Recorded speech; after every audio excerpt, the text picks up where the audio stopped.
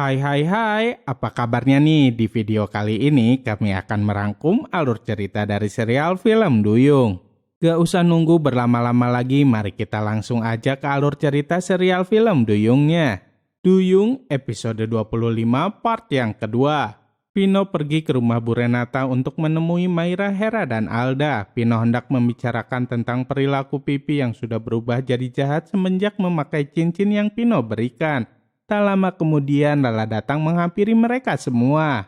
Lala mengatakan jika tadi Lala pergi ke rumah Pipi untuk mengambil cincinnya, tapi Lala keburu ketahuan. Untung saja Lala sudah menyembunyikannya di sebuah guci di rumah Vivi. Setelah mendengar itu, Pino pun segera pergi ke rumah Pipi untuk mengambil cincin tersebut. Sesampainya di rumah Vivi, Pino berpura-pura hendak menemui Vivi dan membawakannya makanan. Setelah itu, Pino pun pura-pura tersedak. Akhirnya Pipi pun pergi ke dapur untuk mengambil minuman. Di saat itulah Pino kemudian mencari guci yang Lala maksud.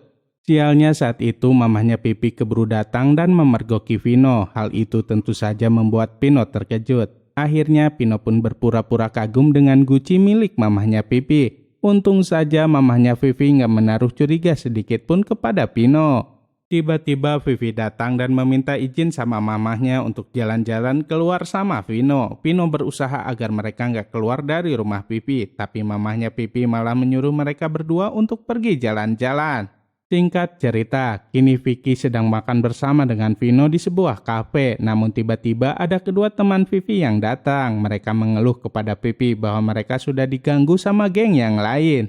Tentu saja Pipi nggak bisa menerima hal itu. Meski Vino sudah mencegahnya, Pipi tetap saja memilih untuk pergi menemui geng cewek itu. Tanpa ragu, Pipi pun mengajak mereka untuk berantem. Tapi sialnya Pipi kehilangan kekuatannya, sehingga Pipi malah yang babak belur. Pipi heran kenapa kekuatannya bisa menghilang. Di tempat lainnya, tepatnya di rumah Vivi, Maira, Hera, dan Alda hendak mengambil cincin itu. Tapi sesampainya di sana, rumah Pipi sudah berantakan. Mamahnya Pipi pun berteriak jika di rumahnya sudah ada maling. Ternyata para maling itu menjual hasil rampokannya kepada Bagas. Saat itu dia belum menyadari jika cincin yang selama ini dia inginkan ada di dalam guci tersebut. Bagas hendak menjual lagi guci tersebut. Kini Bagas pun sudah menjual guci itu kepada seorang penada dengan harga yang sangat mahal. Kembali ke rumahnya Pipi, Maira, Hera, dan Alda sedang menunggu Pino keluar dari rumahnya Pipi. Setelah sekian lama, akhirnya Pino pun datang. Pino bertanya tentang guci itu. Maira bilang bahwa ketika mereka sampai rumahnya Pipi sudah kemalingan. Di sisi lainnya, Cassandra mulai panik karena kolam suci semakin kering. Apalagi ketika ada Putri Duyung yang terkena wabah penyakit. Di saat semua Putri Duyung Pulau Ataura panik, Ratu Duyung jahat datang dan menyerang mereka semua. Bahkan Ratu Duyung jahat dan anak buahnya menyekap beberapa duyung penghuni Pulau Ataura. Tak hanya itu saja, mereka pun sedang merencanakan untuk menyerang Pulau Ataura dan merebutnya. Saat itu Cassandra nggak tahu harus berbuat apa karena wabah penyakit mulai membinasakan kaum duyung di Pulau Ataura. Cassandra akhirnya memutuskan untuk pergi menemui Maira, tapi sialnya Cassandra keburu diserang oleh para duyung jahat.